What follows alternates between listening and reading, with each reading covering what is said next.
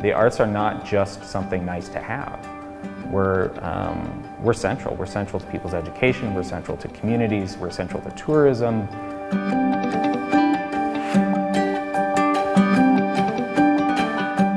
Fargo was a small or mid-sized city that didn't have an art-making center. And this really was the opportunity to do that.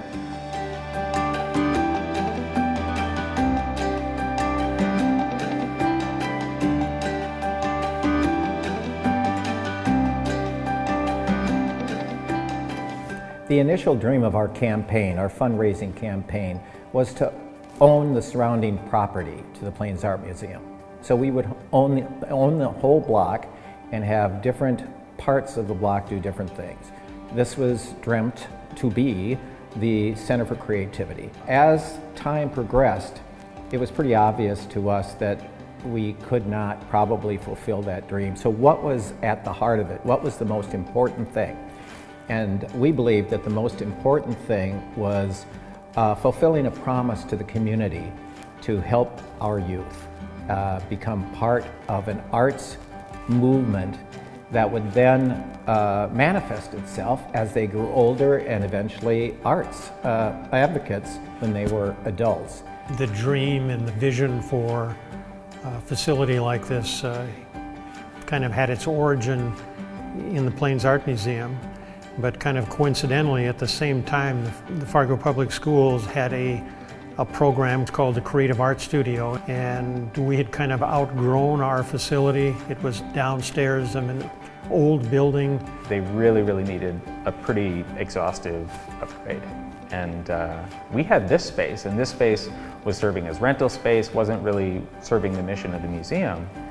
And so it was sort of this idea where, why don't we at least talk about what happens if we raise some support from the community and move the Creative Art Studio to the campus of the museum and incorporate a gallery experience with the art-making experience, and maybe we can move forward our mission, maybe we can improve the arts curricula at the schools, and maybe we could even do it for less money than it costs the schools to do. And all of those things turned out to be true.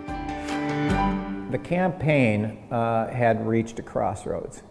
We had a nice chunk of cash, but not quite enough to get us where we needed to go.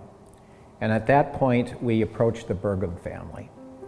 And they had recently established a fund in memory of their mother, Katherine Burgum. Katherine Burgum was an incredible person. She was the Dean of Home Economics at NDSU. She got that job after her husband died, and she had to provide for her young family. She was a powerhouse. She was somebody that, that loved beauty, loved life. I think she just saw beauty in the world and said, how do we have more of that? And there is something clearly beautiful about these old historic structures, and we just don't build them like we used to. And so anytime you have a chance where you can save that beauty for future generations, I think it's important because it's stuff that goes away, never coming back. The Burgums were looking for places to invest that would be true to her spirit.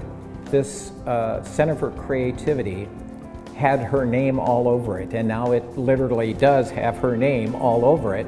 It was the perfect place for the Burgums to put money and fulfill a dream of educating the youth. And now, more than 10,000 kids go through this facility in a year.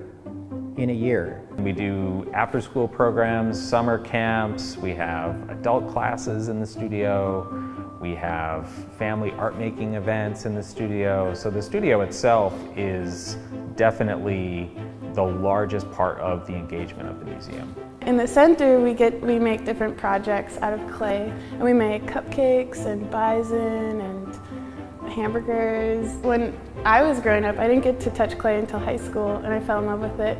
So it's cool that kindergartners get to feel clay and experience clay. As a museum person, I basically dedicated my life to understanding museums, but so for me, this is actually transformative in the sense of not just community benefit, but transforming what a museum can be. So it's not just like a looking and learning space, it becomes a making space. This is an active place. You know, one of the main reasons to have all this is to attract people to your community.